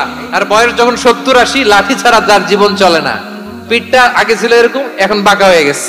এ করে অহংকার, এ করে বড়ত্বের গর্ব আর বড়াই। আল্লাহ বলে, মানুষের জন্য অহংকার সাজে না, বড়ত্ব মানুষের মানায় না, দাম্ভিকতা মানুষের মানায় না। অহংকার, গর্ব, বড়ত্ব এগুলো একজনের জন্য। আওয়াজ করে বলেন, তিনি কে? আল মুতাকাব্বির, দ্য সুপিরিয়র, সবচেয়ে বড়, বড়ত্ব এবং গর্বের অধিকারী। এরপর আল্লাহ বললেন, সুবহানাল্লাহি আম্মা ইউশরিকুন। তোমরা আল্লাহর সাথে যে সমস্ত জিনিসের শরীক করো, আল্লাহ তাআলা এগুলো থেকে অনেক পবিত্র। এরপর আল্লাহ বললেন, হুয়াল্লাহুল খালিকুল বারিউল মুসাউবিরু লাহুল আসমাউল হুসনা। হুয়াল্লাহুল খালিক, তিনি হলেন স্রষ্টা। আল বারি, বারি মানেও স্রষ্টা। আল মুসাউবির, মুসাউবির মানেও স্রষ্টা। তিনটাই আল্লাহর সৃষ্টি সংক্রান্ত, কিন্তু তিনটা তিন রকম। আল খালিক মানে স্বাভাবিক স্রষ্টা, সৃষ্টির প্ল্যান করে যিনি, আদেশ করেন যিনি। আল বারি মানে কোন নমুনা ছাড়া যিনি কিছু নির্মাণ করতে পারেন, ওই স্রষ্টা। সুবহানাল্লাহ বলেন। আর 3 নম্বরে আল মুসাউবির, যিনি ফ্যাশনার, ডিজাইনার, দ্য শেপার, যিনি আকৃতি দান করেন মানুষের, তিনি হচ্ছেন আল মুসাউবির। 1 নম্বরে আল্লাহ হলেন খালিক, আমাদের স্রষ্টা। আওয়াজ করে বলুন তো আমার ভাইয়েরা, আমাদেরকে সৃষ্টি করেছেন কে? এই সৃষ্টি করার জন্য আল্লাহর কি অনেক কষ্ট হয়েছে নাকি? অনেক সময় দেয়া লেগেছে নাকি? আমার আল্লাহর ঘাম ঝরেছে নাকি? আল্লাহ বলে, না রে গোলাম, তোদের মতো আমার সময় লাগে না, কষ্ট হয় না। আমি কোন বলতে দেরি হয়, ফায়াকুন হতে দেরি হয় না। সুবহানাল্লাহ। ইন্নামা আমরুহু ইযা আরাদা শাইআন আন ইয়াকুলা লাহু কুন ফায়াকুন। আল্লাহর যখন কিছু করার ইচ্ছা জাগে, ইচ্ছা করেন, তিনি বলেন হও, মুহূর্তেই হয়ে যায়। হও, বি ইট ওয়াজ, বি ইট ওয়াজ। হও, হও বলতে দেরি, হতে দেরি হয়। আওয়াজ করে বলেন, হও বলতে দেরি কিন্তু হতে দেরি হয়। হও, হয়ে যায়, কোনো দেরি নেই। তার মানে আল্লাহর হও বলা লাগে না, হও বলা লাগে না। এটা আমাদেরকে বোঝানোর জন্য আল্লাহ বলেছেন যে আমি কোন বললে হয়ে যায়, তাই বলে কোন বলারও মুখাপেক্ষী আমি নই। সুবহানাল্লাহ পড়বেন না? কেমন রবের গোলাম আমরা। আল্লাহ খালিক শব্দের কথা কোরআনের অনেক আয়াতে বলেছেন, ইন্নী খালিকুম বাশারাম মিন তিন, আমি মানুষকে কাদা দিয়ে মাটি দিয়ে তৈরি করেছি, আমি হলাম খালিক, স্রষ্টা। আল খালিক, দ্য ক্রিয়েটর, যিনি সৃষ্টি করেন, সৃষ্টির আদেশ দেন। এরপরে আল্লাহ বলেন আমি হলাম আল বারি। আমরা বলি না বারি তাআলা, বারে তাআলা বলি না আমরা, এটা আল্লাহর একটা নাম। আল বারি মানে যিনি পূর্বের কোন নমুনা ছাড়া নতুন করে উদ্ভাবন করতে পারেন। সুবহানাল্লাহ বলেন। আচ্ছা, দুনিয়াতে আমরা কিছু বানাতে হলে পূর্বের নমুনা দেখার দরকার আছে না নাই? কোন একটা কিছু ডিজাইন করতে গেলে মানুষ কি করে? আগের ডিজাইনটা দেখে, আগের একটা ডেমো দেখে, ঠিক কিনা বলেন? তো আল্লাহ তো আগের একটা নমুনা দেখে আমাদেরকে বানাইছে, তাই না? আমাদেরকে বানানোর আগে আল্লাহর কাছে কোনো নমুনা ছিল না, অস্তিত্বহীন থেকে তিনি আমাদেরকে অস্তিত্বে এনেছেন। নমুনা ছাড়া যিনি কিছু তৈরি করতে পারেন তাকে আরবিতে বলে আল বারি, দ্য ইনভেন্টর, উদ্ভাবক। কিছুই ছিল না, ওইটা থেকে যিনি তৈরি করেন তিনি বারি। ফাতুবু ইলা বারিইকুম, তোমাদের ওই রবের কাছে ফিরে যাও। তাহলে সৃষ্টি সংক্রান্ত আল্লাহর এক নম্বর নাম আল খালিক। আওয়াজ করে বলেন আল খালিক। দুই নম্বরে আল বারি, আওয়াজ করে বলেন আল বারি। তিন নম্বরে আল্লাহ বললেন আমি হলাম আল মুসাওয়ির, আমি আকৃতি দানকারী, the fashioner, the designer, the shaper. আল্লাহ তাআলা আমাদের আকৃতি দান করেন। আমাদের দেহাবয়বের আকৃতি দান করেছেন কে? আমাদের কেউ সাদা, কেউ শ্যামলা, কেউ ফর্সা, কেউ লম্বা, কেউ খাটো, কেউ বেটে, কেউ মোটা, আছে না নাই? আমাদের কেউ নারী, আমাদের কেউ পুরুষ, আবার আমাদের কেউ হিজড়া। এটা বানালেন কে? আওয়াজ করে বলুন তো, এই ডিসিশন মেকিংটা করেছেন কে? এর নাম হচ্ছে আল মুসাওয়ির, the designer, the fashioner, the shaper. তিনি শেপ দেন। মায়ের পেটে থাকতে আমাদের কার কণ্ঠস্বর কেমন হবে, কার ডিএনএ, আমাদের দেহে যে সেলের মধ্যে যে ডিএনএ থাকে, ডাইঅক্সিরিবো নিউক্লিক অ্যাসিড, এটা দিয়ে আমাদের ফিচার গুলো ডিফাইন হয়। এটা কার কণ্ঠ কেমন, কার চেহারা কেমন, কার স্কিন কালার কেমন, এটা ডিসাইড করেছেন কে? আওয়াজ করে বলেন কে? সে আল্লাহ বলছেন হুয়াল্লাযী ইউসাউইরুকুম ফিল আরহামি কাইফা ইয়াশা লা ইলাহা ইল্লা হুয়াল আজিজুল হাকীম। তিনি এমন সত্তা যিনি মায়ের পেটে থাকতেই তোমাদের চেহারার আকৃতি দিয়েছেন, যেমন চেয়েছেন তেমন দিয়েছেন। তিনি কে? আপনার চেহারার ডিজাইন করছে কে? আমারটা ডিজাইন করছে কে? নাকি আমরা করছি? এই ক্ষমতা আল্লাহ আমাদের হাতে দিছে, নিজের হাতে রেখে দিছে। সুবহানাল্লাহ পড়েন। আবার সূরা ইনফিতার আল্লাহ বলছেন আল্লাযী খালাকাকা ফাসাওয়াকা ফাআদালাকা ফি আইয়ি সূরাতিন মা শাআ রাক্কাবাক।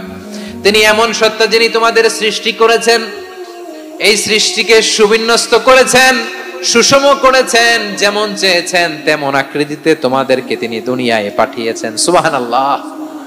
তাহলে আকৃতি দান করেন কে? আল্লাহর এই নামটা হচ্ছে আল মুসাওয়ির, মানে আকৃতি দানকারী। প্রিয় ভাইয়েরা, আকৃতি দেওয়া আমাদের কাজ না, আকৃতি দেন আল্লাহ। এজন্য কারো আকৃতি নিয়ে কখনো বাজে মন্তব্য করা যাবে? আমার বড়ুয়াখালীর ভাইয়েরা আওয়াজ করে আমার সাথে বলুন, কারো আকৃতি নিয়ে বাজে মন্তব্য করবেন?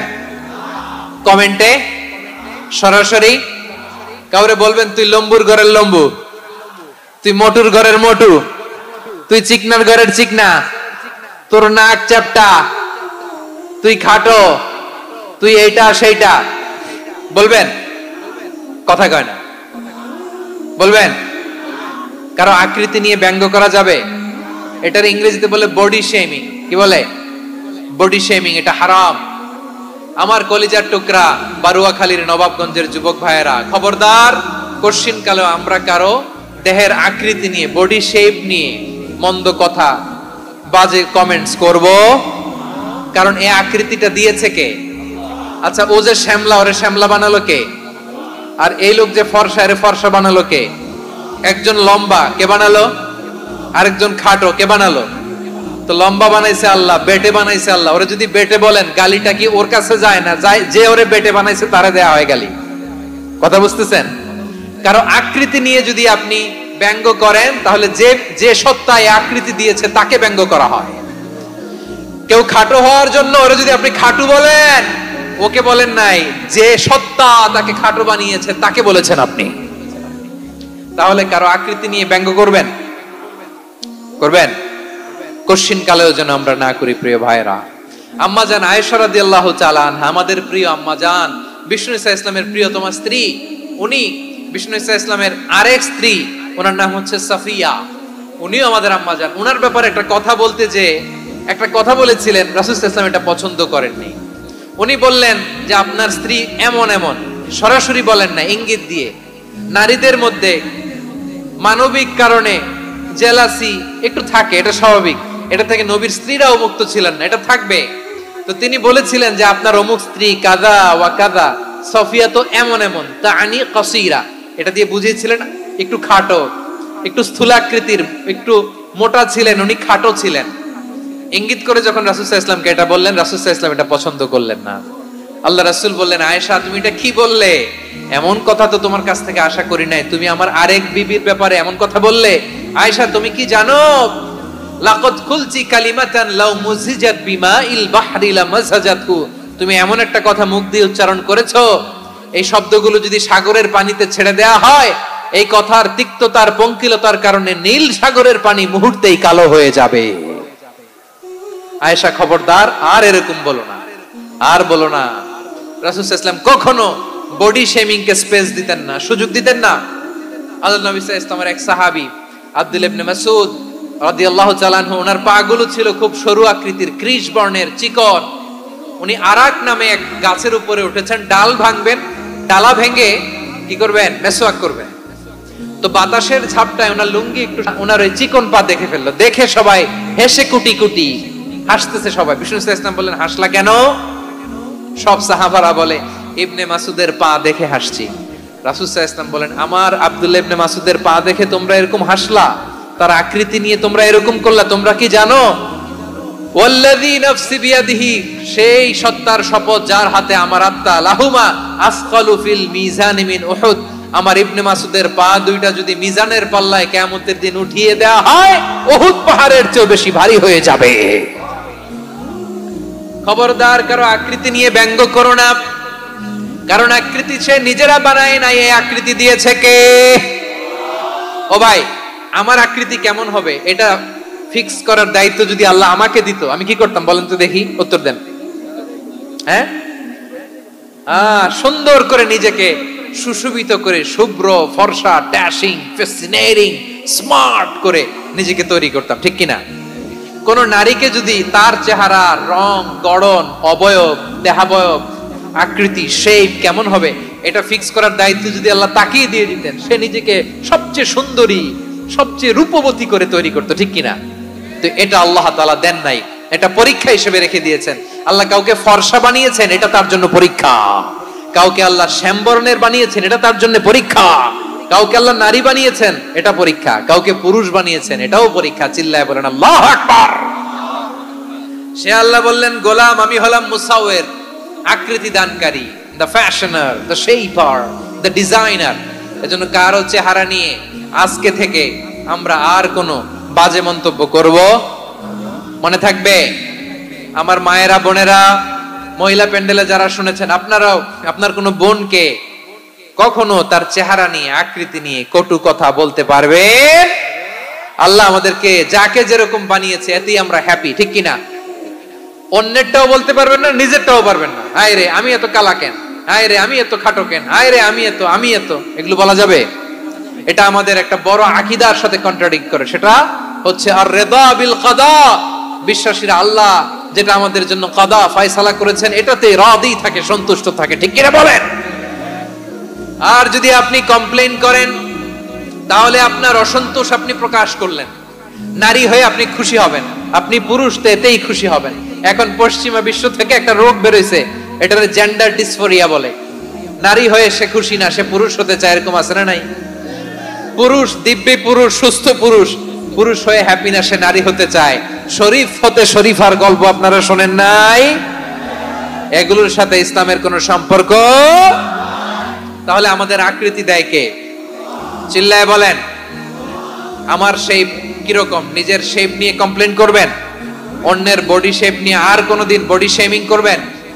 যদি করেন, গালিটা কি তাকে দেয়া হলো নাকি আমার রবকে দেয়া হলো? এরপর আল্লাহ বললেন লাহুল আসমাউল হুসনা, 14টা 13টা বলে ফেলছে আরেকটা। আল্লাহর এরকম অনেক সুন্দর সুন্দর নাম আছে। ইউসাব্বিহু লাহু মা ফিস সামাওয়াতি ওয়াল আরদি ওয়া হুয়াল আজিজুল হাকীম। আকাশ জমিনে যা কিছু আছে সব কিছু তাসবিহ পড়ে একজনের, তিনি কে? সাব্বাহা লিল্লাহি মা ফিস সামাওয়াতি ওয়াল আরদি ওয়া হুয়াল আজিজুল হাকীম।